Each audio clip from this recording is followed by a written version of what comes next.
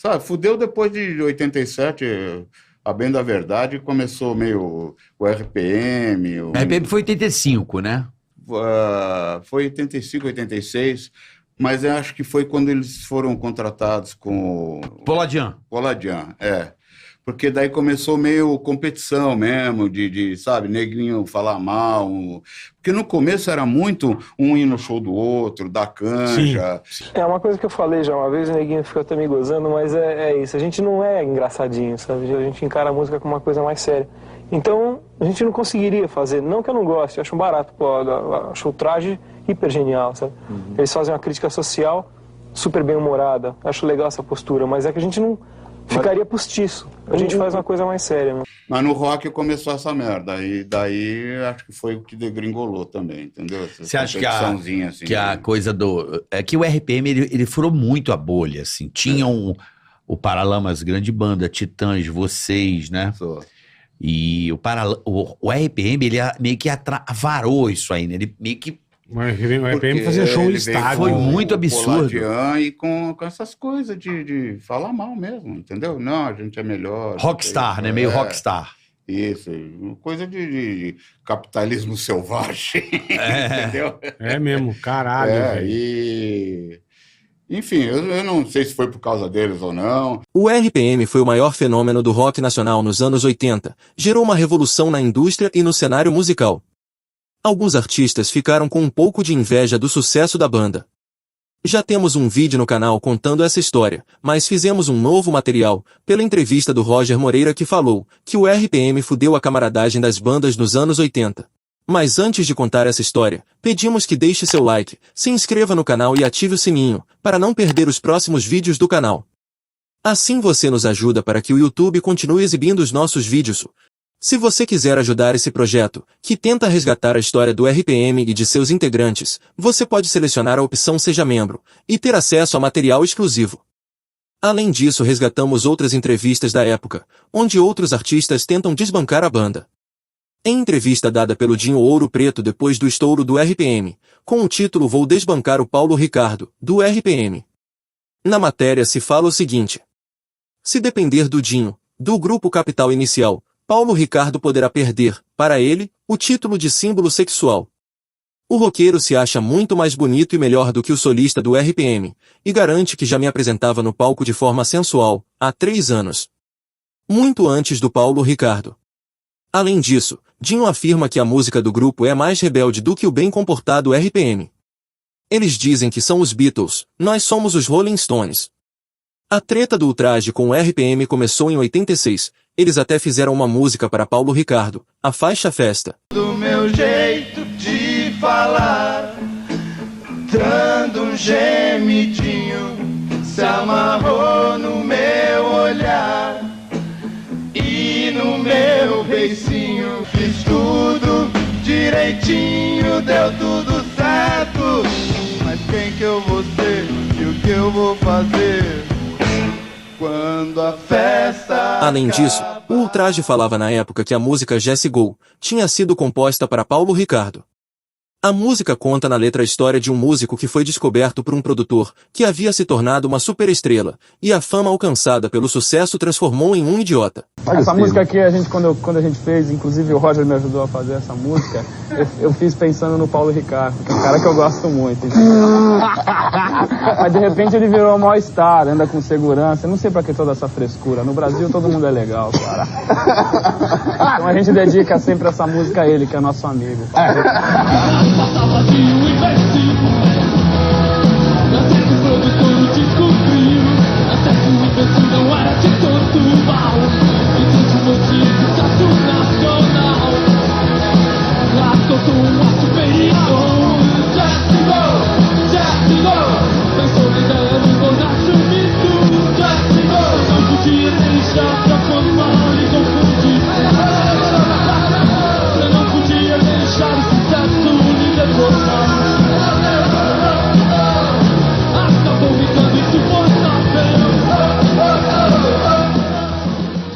Só que a música não foi composta para o líder do RPM, foi lançada em setembro de 1985, quase na mesma época em que começou a turnê do Rádio Pirata, então a música foi composta antes da explosão do fenômeno RPM em todo o Brasil. Outro artista que falou na época mal do RPM foi o Fagner. 86 foi quando saí da CBS por conta do RPM. Não, o time porque os caras estavam trabalhando deles direto e não estavam me trabalhando. Aí eu fui lá, tinha um novo presidente, doutor, chamado Seu Boiler. Eles não estavam me trabalhando. E eu cheguei e ele botou um cheque de $1 milhão, foi $1,5 milhão. Pronto, estamos esperando o seu produto. Eu digo, o senhor guarde seu cheque, eu sou uma obra de arte. E foi assinar de graça pro Manolo, que é bandido. Mas a história que ele está perguntando justamente dessa data... Isso. Foi essa coisa aí, foi o estouro do Paulo Ricardo e eles não trabalharam um disco meu que tinha algumas músicas... Exatamente, 84. Boa, mas eles ficaram muito envolvidos e não trabalhavam. Aí eu fiquei puto. Em 86 a gente deu uma crescida e ficamos realmente isolados e fomos para um outro patamar. Qual era a banda mais brother e a mais que vocês tinham uma certa treta? Assim? Tinha isso ou não? Não, a gente, aqui em São Paulo, a gente se dava bem com todo mundo, inclusive com as bandas do Rio, obrigado. Com os Miquinhos Amestrados. Pô, João Penca. João Penca. Também tinha rivalidade Rio e São Paulo nas bandas, não tinha? Tinha, mas era uma rivalidade produtiva, assim, né? Que legal. Pelo menos no começo, até 87, pelo menos era... Muito um ajudava o outro, né? O pessoal do Rio começou a aparecer primeiro, porque é por causa da Maldita, a Fluminense, né? As gravadoras estavam lá, a Rede Globo, enfim. Então eles começaram a aparecer primeiro, mas a gente ia muito uns nos shows dos outros e tal. E a rivalidade era naquela base do, que legal que ele está fazendo, vou fazer assim, vou fazer assim. Vou fazer melhor, né? Isso. Enfim, eu não sei se foi por causa deles ou não, mas daí começaram... Você vê, tinha muita gente que falava assim, ficou meio fácil, falava, não, Legião, Titãs, Paralamas, você gosta de rock? Eu gosto, sim, Legião, Paralamas, Titãs. Assim como falam Caetano, Gil, essa coisa, fica fácil de resumir o movimento inteiro em três bandas, entendeu? É isso mesmo. Teve um pouco disso que... Sabe, não foi legal depois. As bandas eram muito amigas e convivíamos muito no começo. Em 85, os festivais no Brasil inteiro reuniam 3, 4 bandas locais, era uma grande festa, eram todos muito amigos, fazíamos as coisas juntos. Em 86 a gente deu uma crescida, aí ficamos realmente isolados e fomos para um outro patamar. Eu gosto do RPM, ficou muito famoso, sabia que eu ia ouvir isso, mas eu gosto. Da Plebe Hood. O que acontece isso no Brasil? O RPM foi um estouro no passado, agora a moçada já está cansando. Isso aí é só no Brasil que acontece, não? Eu me pergunto também por que acontece isso, eu não sei, eu não entendo. Sentia na rua, né? Porque como a gente era endeusado em 86, em 87 a gente era execrado. As pessoas não falam isso, ninguém lembra disso, né? A gente tende a lembrar as coisas boas, mas eu lembro que em 87 houve uma exposição. Teve isso. O Nazi da banda Ira falou na época. Os RPMs sempre foram caras com uma atitude. Nós somos os bons, diferentes desse povo feio e desajeitado do rock nacional. Somos a fina flor da espécie, a última palavra em banda. Lindos, maravilhosos, nos comprem por favor. Enfim, uma super banda, dizia a imprensa. O Roger Moreira do Ultraje a Rigor falou na época. Havia ainda outra rachadura surgindo entre os oitentistas. Segundo Roger, ela se iniciou logo após o sucesso do RPM. Até a Rádio Pirata, a maior parte das bandas brasileiras era mais crua. O RPM chegou com aquela coisa do vocalista sexy, dos teclados meio Gênesis, parecia algo mais esmerado ou armado. Logo que eles estouraram, saíram metendo pau nas outras bandas, numa estratégia de marketing competitiva que, para nós, até então inexistia.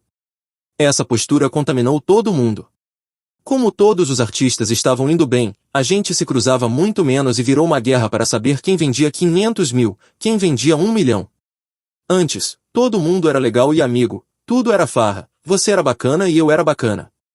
O RPM acabou com isso. No livro Dias de Luta se conta a história de quando os Paralamas de Sucesso foram ver um show do RPM. O RPM transformava-se em um referencial para todo o rock nacional, uma luz neon apontando que o caminho a seguir era a superprodução, a superprofissionalização, a britanização da música pop brasileira. A gente detestava aquilo, achava o fim da picada, lembra Herbert Viana. Fomos assistir a um show do RPM e o Paulo Ricardo entrou com uma capa de cetim. Todas aquelas letras derivativas do rock progressivo. E a gente, puta que pariu. Que bosta. Agora a resenha continua nos comentários. Conte-nos qual a sua opinião em relação a essa história, e quais foram os erros que a banda cometeu na década de 80, que causaram certa rejeição por parte de outras bandas da época.